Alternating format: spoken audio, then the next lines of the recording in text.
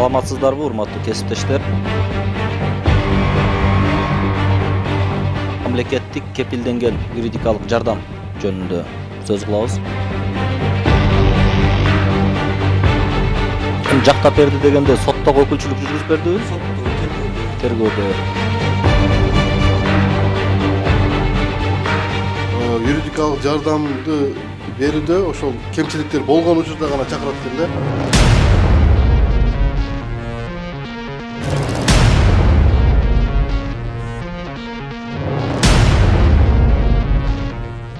Саламатсыздарбы, урматтуу кесиптештер?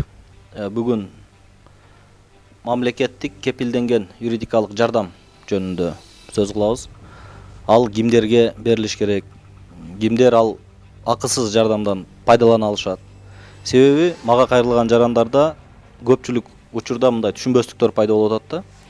Эмне үчүн адвокаттар акча алат? Мен телевизордон көрдүм. Көрсө адвокаттар акысыз жардам бериш керек экен деген мындай түшүнбөгөн суроолор пайда болуп атат. Ошон үчүн бүгүнкү жыйынга ошол акысыз кепилденген юридикалык жардам көрсөтүү боюнча атайын юстициянын реестрине катталган адвокаттар, андан сырткары юстициянын кызматкерлери келип отурат. Бүгүн ошол боюнча сөз кылабыз. Урматтуу кесиптештер, мен биринчи сөздү бул боюнча Эрматов Акбар Ариповичке сөз берейин. Сиз түшүндүрүп кетсеңиз, кандай адамдар бүгүнкү күндө юридикалык жардам алыша алат? Негизинен бул мамлекет кепилденген юридикалык жардам эки жол менен берилет. Бул мыйзамдын, ошол жаңы мыйзамдын 6-беренесинде көрсөтүлгөн укуктук консультациялык квалификациялуу болуп көрүнөт. Укуктук консультациялык боюнча кайрылган жарандар толук мыйзамдар боюнча маалымат толук менен ала алат да. Буга Кыргыз Республикасынын бардык жарандары, чет элдик жарандары, жарандыгы жоктор, качкындар толугу менен кайрылышат. Ал эми квалификациялуу юридикалык жардам боюнча бул 7-беренеде көрсөтүлгөндөй жаш курактагы балдар, биринчи экинчи топтогу майыптар, аз камсыз болгон үй бүлөлөр, Афган согушунун ардагерлери болушу мүмкүн, жалгыз бой энелер болушу мүмкүн, көп балалуу энелер болушу мүмкүн, ошондой эле психикалык жактан жапа чеккен оорулар, укуктуу негизинен ушулар ала алышат. Бул мыйзам негизинен координатор тарабынан ишке ашырылат. Тактап айтканда, жаран ошол мамлекет кепилденген юридикалык жардамга муктаж болгон жаран десем жаңылышпайм, түздөн-түз координаторго кайрылат же болбосо адвокат аркылуу кайрылса болот. Түшүнүктүү, рахмат. Бизде Жалал Абад облусу боюнча координатор Камашев Эрмек Исабекович. Сиз айтсаңыз, канча адам кайрылды бүгүнкү күнгө чейин ушул акысыз жардам боюнча? 10 айдын ичинде 1170 адам кайрылган. Бул юридикалык жардамдын экинчи түрү боюнча, квалификациялуу юридикалык жардам боюнча. Ошол 1170 адамдын мындайча айтканда өз кызыкчылыктарын биздин мамлекеттик реестрде турган адвокаттар өз кызыкчылыгын жактап берген. Эми жактап берди дегенде соттогу өкүлчүлүк жүргүзүп бердиби? Сотто, Тергөөдө. Бул жерде баягы консультация, кеңеш менен жардам эки бөлүп караш керек. Же сиз жалпы айтып атасызбы 1170 адам? Ошо юридикалык жардамдын экинчи түрү, квалификациялуу юридикалык жардам. Ошо өкүлчүлүк жүргүзүп берген, адвокаттар тарабынан көрсөтүлгөн жардам. Ал эми сиз айткан баягы биринчи түрү бул консультациялык укуктук жардам. Бул өзүнчө отчет жүргүзөт. Акбар Арипович өздөрүндө борбордо Жалал Абад областы боюнча 4 борборубуз бар бизде. Жалал Абадта, Бозор Коргондо, Кара Көлдө, Керменде. Ошо 4 борборубузда адистер отурат, тийиштүү адистер. Азыркы 2-3 ай болуп калды, электрондуу отчет кылып койду азыр. Кайрылган жарандарды сразу электрондуу кагаз түрүндө журналга түшүрүп эле электрондуу каттап категория бөлүнөт, жашына, баягы эмесине карап бөлүнөт. ушунда тийиштүү отчеттор жүргүзөт, ал бөлөк отчет ал. Түшүнүктүү. Мындай да, бизде жарандарда бир түшүнбөгөн бир суроо болуп атат да. Баягы жогоруда айтылып кетти, бирок мындай тактап коелу да. Ким кайрылат, кандай адамдар? Канча мындай жакыр үй бүлөлөр кайрылат да. Ошонун жакырдыгын кантип далилдейт? Эмне документ алып келиш керек ошол акысыз жардам көрүш үчүн? Эми мыйзам боюнча 8-беренеде көрсөтүлгөн. Мындайча айтканда, квалификациялык юридикалык жардамды эки категорияга бөлөлү, эки категориялуу адамдар жардам алышат. Бул биринчи категория, жанагы Акбар Айыркбаевич айтып кеткендей, шектүү адамдар. Булар текшерүүсүз жардам көрсөтүлөт. Оор өзгөчө оор кылмыштар үчүн булар. Деги эле берки немелер боюнча айтсаңыз, баягы акысыз юридикалык жардам алган деги мындай элдин ичинде жарандардын кылмыш эмес, эми кылмыш оор өзгөчө оор кылмыш жасаса, аны адвокат менен камсыз кылып берет, ал талашсыз. Жарандар кантип кайрылат? Мисалы үчүн мындай да, көпчүлүк учурда бизде паспорт боюнча да, бул дагы юрфак билесиңер, сот аркылуу чечилет. Бир эле адамдын фамилиясынан же атынан бир өзгөчөлүк бир тамгасы мындай өзгөрүп калса дагы, аны сот аркылуу чечилет да. Андан сырткары дагы толтура маселелер бар. Жөлөк пул ала албай жүрүп, ошол бир кандайдыр бир документтери жетишпей, андан сырткары жарандык, үй бүлөлүк маселелер боюнча иштер толтура да. Аларда кайрылганга укугу бар да. Ошол адамдардан мындай бир түшүнбөстүктөр түшүп атат да, ошондой сурамжылоо түшөт. Биз кантип кайрылабыз? Ага эмне документ керек экен? Мисалы үчүн биз түшүнүп атабыз, жакыр үй бүлөлөргө акысыз жардам берилет. Но аны кантип далилдейбиз? Аны эмне документ керек? Ал жагы мындай болот. Кайрылуучу арыз менен кайрылат адвокатка же болбосо координаторго. Ошо арыз келип түшкөндөн убакыттан баштап 10 күн ичинде тийиштүү органдарга суроо талаптар жиберилет. Бул деген баягы юридикалык жардам алууга укуктуу жылдык кирешенин республикалык бюджетинен аныкталат. Эң минималдуу айлык эмгек акысы. Мисалы, быйыл 1750 сом болуп аныкталган. Ошону 60 эсеге көбөйткөндө 105 миңден ашпаш керек жылдык кирешеси. Салык инспекциясынан тактама алабыз, соцфонддон тактама алабыз, анан соцзащитадан тактама алабыз. Эгерде ошол кирешелери ошол белгиленген кирешеден ашпаса, өлчөмүнөн, ошолорго бекер юридикалык жардам көрсөтүлөт. Ошол справкаларды демек кайрылган адамдар өздөрү алып келбейби? Мындай жөн эле арыз менен кайрылат, анан бул жактан демек адвокат аркылуу сурамжылоо жөнөтүлөт экен да. Жок, координатор өзү координатор, сиз тарабынан. Координатор өзү аныктайт. Сиз сурамжылоолорду өзүңүз жөнөтөсүзбү? Өзүм жөнөтөм. Эгерде талапка жооп бербесечи, алсак анын кирешеси жакшы болсо, андай учурда кандай болот? Талапка жооп бербеген учурда ошол замат координатор чечим чыгарат, тийиштүү чечим. Ошол мамлекет кепилдеген юридикалык жардамдан көрсөтүүдөн баш тартуу боюнча. Түшүнүктүү, рахмат. Мен ушул вопроско кичине башыңып кетейинчи. Биринчи жаран кайрылганда координатор тарабынан адвокатты дайындоо чечим чыгарылат. 3 күндүн ичинде. Демек, баягы сурамжылоо жөнөтпөй туруп, биринчи адвокат дайындайт, да? Координатор тарабынан 3 күндүн ичинде, 3 рабочий күн ичинде тиешелүү мекемелерге, соцфондко болобу, айыл өкмөткө, салык кызматына, соцзащита ошолорго бүт айлык акы, пенсия пособиясы боюнча суротулуп катышат. Ошол мекемелер 10 күн ичинде мыйзам боюнча 10 күн ичинде жооп бериш керек. Ошол эгер жанагы 8750 сомдон ашпаса, гана укуктуу каттырылчу. Демек, киреше бул үй бүлөлүк кирешеби же жеке жарандын кирешесиби? Үй бүлөлүк киреше. Үй бүлөлүк киреше. Демек, үйүндө 5 адам жашайт. Ошол 5 адамдын кирешеси биригип 8 миң, 9 миң деп айтайлы, 9 миң сомдон өтсө, анда анын укугу жок экен да. Акысыз жардам алганга. Анын укугу болбой калат. Анда жарандарга ошондой түшүнүктүү кылып айтышыбыз керек. Демек үй бүлөлүк киреше 9000 сомдон өтсө, анда Демек, сиздер жардам ала албайсыздар деп. Эми антип айтса деле туура эмес болуп калат го дейм. Себеби арызды жеке өзү кайрылат да өзүнүн иши менен, мисалы үчүн жаран. Анан ошол жарандын ал жерге суроо талапка жарандын данныйлары жазылып, ошо жаран гана эле сурайбыз да. Мисалы үчүн ал жеке ишкерби же башка кызматкерби. Анан жалпы үй бүлөнүн кирешесин алганда анда Бул мындай да, жөлөк пул берүүдө үй бүлөнүн кирешеси эске алынат.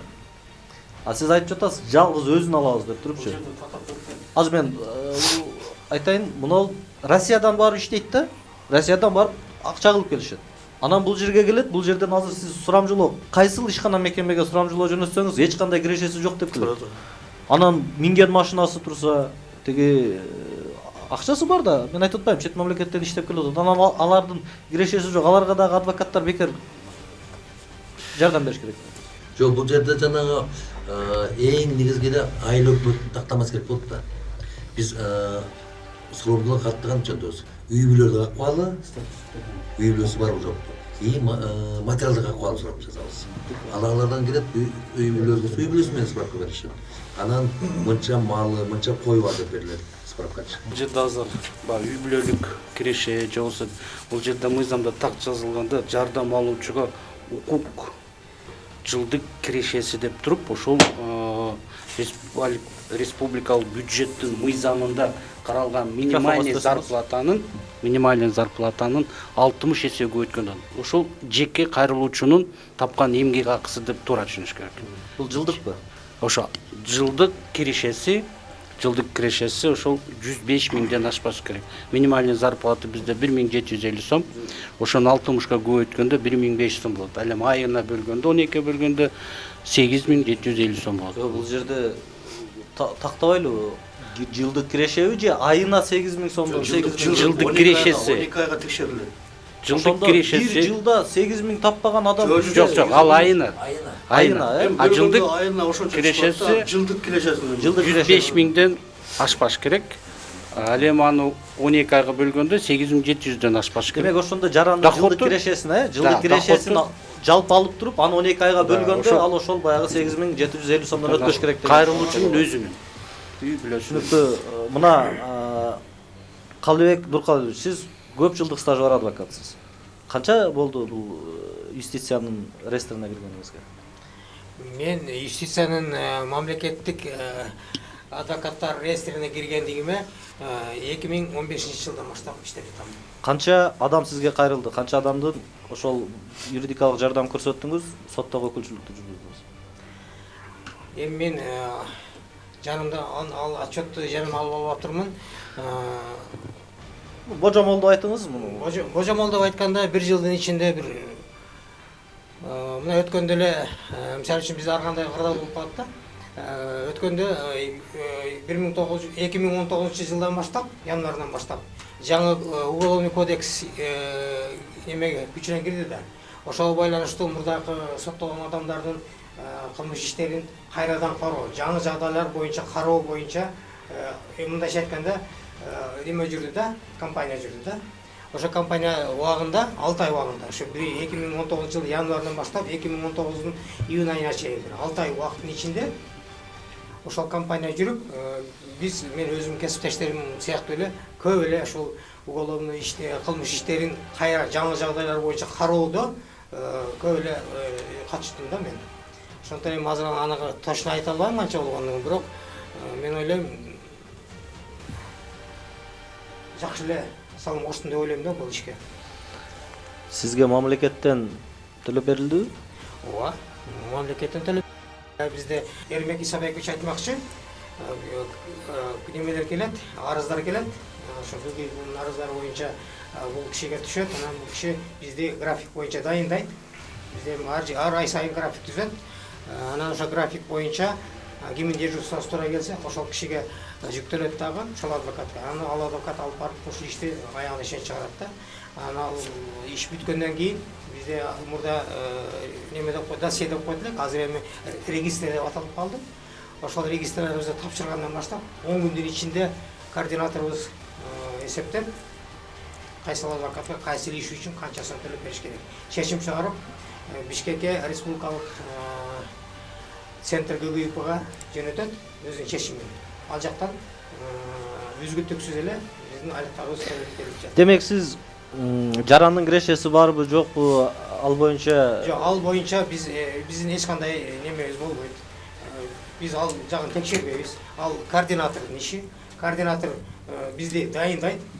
Сиз бул иш боюнча аткарыңыз деп. Аны ошол ишти мен баштан аягына чейин аткарамын. Анан регистрди как положено толтуруп, анан кийин өткөзүп беремин координаторго. Координатор анан кийин менин эмгек акымды төлөп берет. Калыбек Нуркалиевич, окутуу жактан консультация берип атасыз да. Кандай жол менен берип атасыз, кайсы жакка каттап атасыз? Укуктук консультация берүү ишин мен колго ала элекмин, чынын айтканда. Мен билишимче, ал укуктук жардам берүү үчүн ал ошо Минюста, биздин Жалал Абадтык областтык юстиция башкармалыгында сиздин жетекчилигиңиздин алдында бул иш боюнча атайын адвокаттар катталып, ошол адвокаттар тарабынан берилери мен билем. Бирок мен ал списокто жокмун, мен аны точно билем да. Сиз мамлекеттик ресеп катталгандан кийин сиз толук кандуу консулдук жактан дагы иш алып барышыңыз керек. Ал сиздин милдетиңиз. Эми туура, ал жагы туура, бирок мен билишимче ошол сиз дежурство түзүп, график дежурства түзүп, ошол боюнча сиз өзүңүзгө чакырып, тиги адвокаттар. Алар ошол бир сутка бою ошол сиз көрсөткөн иштер боюнча, ошол жерде өзүбүздүн кабинет, специально оборудованный кабинеттер бар да. Ал жерге отуруп ишти алып барыш керек. Мен билем, кабинеттер уже полный компьютер, башка нерселер менен жабдылган. Ошол жерге адвокат чакырылып, дежурство күнү. Ошол жерде бир сутка ошол жерде болуш керек да. Анан келген адамдарга ошондой акысыз жардамдар, акысыз консультацияларды берүү жагы жүктөлгөн адвокаттарга. Мен билгенден Элнур Исанбекович, сиз көп жылдан бери адвокатсыз. Мен билгенден ушул реестрде дагы бир көп жылдык эле стажыңыз болуп калды окшойт. Сиз мага айтсаңыз, сиз канча бир иштен эң көп канча сом мамлекет төлөп берди сизге? Ошол азыр талкуулап аткан жарандык иштерден айтсам, например, бир жарандык иштен ошол 3000 сом болот да, бир ишке катышканычы. Мамлекет төлөп берди. Ооба, мамлекет төлөп. Бул иштин оор жеңилдигине карап же болбосо мындай? Жок, жарандык иштери боюнча. Тактап айтканда, эгер жаран ошол юридикалык фактыны аныктоо боюнча арыз берип, ал арыз соттук отурумда каралып, бирок юридикалык жардам керек болуп атса, ошол нөмөттөгү адвокатты чакырып, тактап айтканда биз барып арызын алып, өзүнүн аныктоочу документтин көчүрмөсүн алып, анан координаторго неме беребиз, мындай маалымат беребиз, ушундай жаран экен депчи. Андан кийин кээ бир учурларда иш менен таанышып туруп, башка күнгө жылдырып, соттук отурумду. Анан кийин баягы иштин тактап, кандай эмне болгон деп туруп анан кетебиз да. Ошондой негизинен отчеттон кийин ошо ар бир ишке 5000, тактап айтканда жарандык иштери боюнча. Ал эми баягы 3000бү, 5000бү? 5000. Мен областтык соттогу иш менен адаштырып алдым. Ал эми ошол эле иш боюнча эгерде тараптар нааразы болуп, эгер арыз канааттандырбай калса, ошо област сотко даттанып болгондо ал иште 3000 сом төлөнөт да. Ошо экөөнү алмаштырып алдым. Ошондо негизги биздин шаардык, эгер шаарда айтып кетсем, анан областтык ишке катышканда негизинен 8000 сомго чейин. Түшүнүктүү. Бул эми баягы соттогу өкүлчүлүк жүргүзгөндө гана алып атасызбы? Ооба, өкүлчүлүк. Баягы сотко чейинки дагы түшүнүктөр бар да, сотко чейин бүтөт да. Ооба, эгер мына ошо айтып атпаймынбы, эгерде арыз канааттандыруулук кылып, эгер соттук баягы териштирүүдө далилдер толук жетиштүү болсо, анда бир эле отурум менен бүтүп калып атат. А эгер көбүнчө арызда баягы кемчилик болот экенде, мына ошол сот юридикалык жардамды берүүдө ошол кемчиликтер болгон учурда гана чакырат экен да. Мына сен өзүң жактоочу албасаң болбойт, сен документтериң туура келбей атат, дал келбей атат, далилдериң депчи. Ошондуктан далилдерди топтоодо запросторду, ошо өтүнмөлөрдү беребиз да. Рахмат, Эрмек Исабекович, мен сизге бир суроо пайда болуп атат да. алыскы райондар кантип атат? Алыскы райондар. Ак Сала Бука, Чаткал, Тогуз Торо дегендер бизге карайт да. Анан алардан эгерде ушундай бир биз айтып аткандай эмгек акысы аз, жакыр үй бүлө адвокаттын жардамына муктаж. Ал кимге кайрылып атат? Бүгүнкү күндө бизде жана айтып өткөндөй областыбыз боюнча 41 адвокатыбыз бар. Сиз айткан ошол райондордо мисалы Аксыда 2 адвокатыбыз бар, Алабукада 1 адвокатыбыз бар. Анан адвокатыбыз жок дагы райондорубуз бар. Мисалы Майыл Суу менен Тогуз Тороодо адвокатыбыз жок. Ошол бар эле жерлерди алайлы, макул жок жерлерди албай туруп, ошол бар жерди Алабуканы айтайлы. Демек ал жаран өз акчасы жок деп атпайбызбы? Акчасы жоктор кайрылат да. Анан ал жалал абадка сизге келиш керек экен да. Жок, мындай. Мисалы ошол эле адвокатка кайрылса болот. Ошол эле арыз бизде атай бекитилген бланка бар, арыз бланкасы. Ошол арыз бланкасы адвокаттарга таркатылып берилген. Ошол жаран кайрылган учурда арызды толтуруп, адвокат аркылуу ошол арыз мага келет. Мен анан жанагы өз милдетимде баягы кирешеси тууралуу аныктоо башталат. Андан кийин сиз макулдук бересиз же макулдук берүүдөн баштайсыз? Андан кийин ошол адвокат бирок ошо арыз түшкөн мезгилден тартып адвокат иш жүргүзө берет. Ал токтоп калбайт. Баягы суроого жооп, суроо талаптарга жооп келмейинче деп күтпөйбүз да. Эгер кирешеси бар болуп, сиз баш тартып калсаңыз, ал адвокат кандай болот эми? Талаштар болот атабы? Азыр мына Элнур Исанбекович кичине оңдоп кетейин дедим эле. Мисалы, бир жарандык иш боюнча алайлы, жеңил эле бир ажырашуу боюнча эле алайлы. Бул жерде эгерде жаран кайрылган учурларда арыз менен кайрылат дагы, арызды координаторго түшкөндө биз 10 күн ичинде ошонун кирешесин аныктайбыз. Ага чейин арыз түшкөн мезгилден тартып адвокат эмне кылат? Баягы кагаздар, тийиштүү кагаздар топтоп, ошо жарандын, мисалы сотко кайрылуучу паспорт көчүрмөлөрүн, метрика көчүрмөлөрүн ошолорун топтоп, арызды даярдай берет. Атайын тарифте каралган адвокаттын ишке киришүүсүнө 1000 сом каралган. Бул мындай айтканда гарантированный сумма.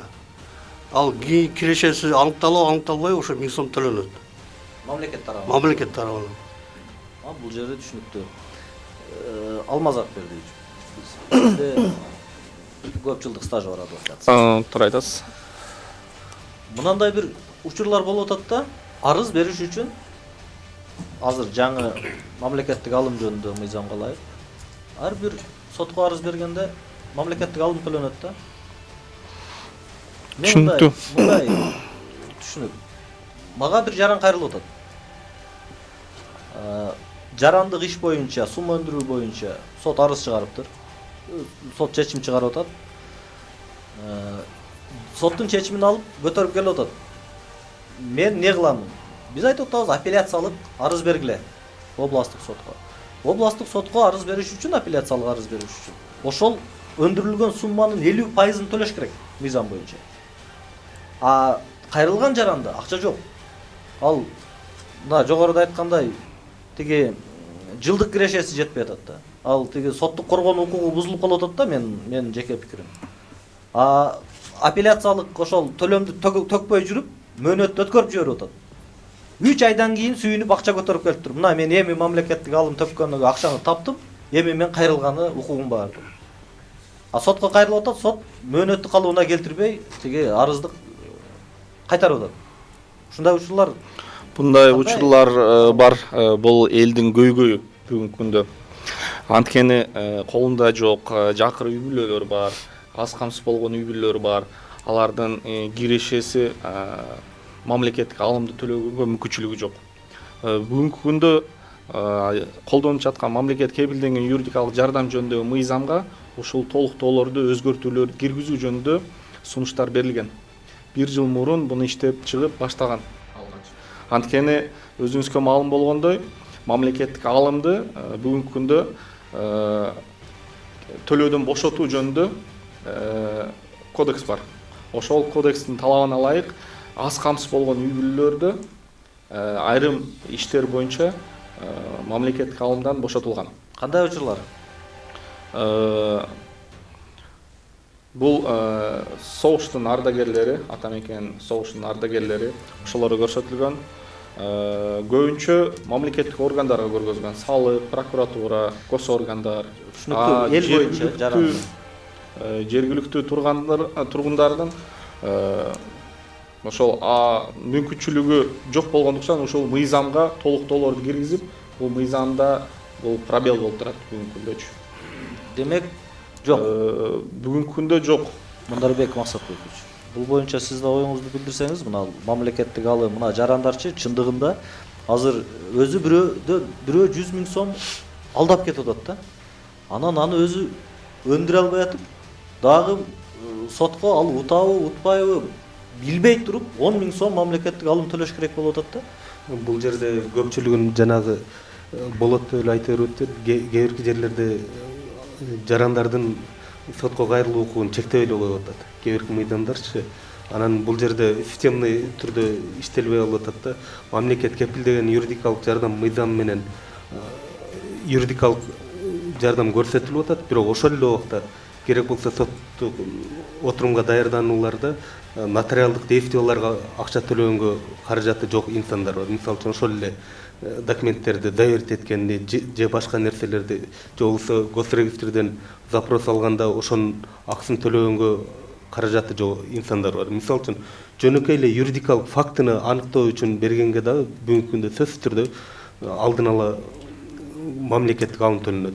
Бүгүнкү күндө өтүнүч келтирип атат соттордо 3 айга 6 айга гана жылдырып коюп атат мамлекеттик алым төлөнүп. Бирок 3 ай 6 айдан кийин кайра ошону төлөш керек. Мисалы үчүн ошол эле административный процессуальный кодекстер боюнча иш алып барганда административный иштерде көбүнчө бүгүнкү күндө жер талаш, жер участканын талаштар болуп атпайбы? Ошондо эки буйрук катар чыгып кала турган болсо, ошону билген күндөн баштап 3 айдын ичинде сотко доо келтириш керек. А бирок 3 айдын ичинде мамлекеттик алым төлөй албай ошол даттануу мөөнөтүн өткөрүп берип аткан жарандар бар. Бул жерде ачыгын эле айтышыбыз керек. Ошондуктан мамлекет тараптан жарандардын сотко кайрылуу укугун чектеп коюп атат.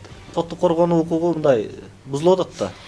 Кечең деп атат да. Биздин процессуалдык мөөнөттү өткөрүп жиберип атат да. Өткөрүп жиберет. Чейин. Административдик кодекс боюнча 3 айлык мөөнөттө. 3 айлык мөөнөттө ошол билген күндөн тартып 3 айлык мөөнөттө эгерде ошону төкпөсөң, анда аны да өткөрүп жиберип атат. өткөрүп жиберди. 3 айдан кийин ал госпочтадан убагында төлөй албай калды деген бул мөөнөттү калыбына келтирүүгө негиз болбойт. Эң туура айтасыз. Негиз болбойт. Ал боюнча кайтарылбайт. Демек, адамдын соттошуу укугу акча менен чектелип калып атат. Адилетсиздикке жаратат. Бул боюнча азыркы айтылып кетип аткан маселе боюнча мамлекеттик алым абдан оор турат калкыбызда. Анткени сиз туура айтып кеттиңиз, Чыңгыз Абазович, бийик конституция турат, бирок мыйзам мамлекеттик алым боюнча аны жеңип коюп атат. Ошонун айынан карпайым элим кыйналып, мүмкүнчүлүк жолунан өзүнүн укугун колдоно албай атат. Ошондой эле коргой албай атат. Бул боюнча эми биз баардыгыбыз эле юристтербиз, адвокаттарбыз. Ошондуктан бул жерге келечекте мындай аракет кылып жогорку кеңешке же болбосо Конституционный палатага арыз менен сунуш менен кайрылыш керекпиз да. Урматтуу кесиптештер, бүгүнкү жыйынды жыйынтыктасак, ой пикирлерге рахмат. Кийинки отурумга ушул мыйзам долбоору боюнча өзгөртүү толуктоолорду киргизүү боюнча баягы мамлекеттик алымды ошол соттун чечими менен кабыл алса, мындай соттук коргонуу укугу ар бир жаранга кепилденет да. Бул баш мыйзам менен кепилденип атат да. Ошол баш мыйзам кепилдик берген жарандарыбыздын укугу корголмок. Ошол эле баш мыйзамда жазылып турат, өзүнүн юрисдикциясындагы бардык жарандардын укуктарын, кызыкчылыктарын Кыргыз Республикасы коргойт деп тур. Демек, биз укуктук мамлекетте жашагандан кийин ар бир жарандын демек соттук коргонуу укугу түздөн түз колдонулуш керек. Келгениңиздерге рахмат. Бүгүнкү жыйналыш жабык. Рахмат.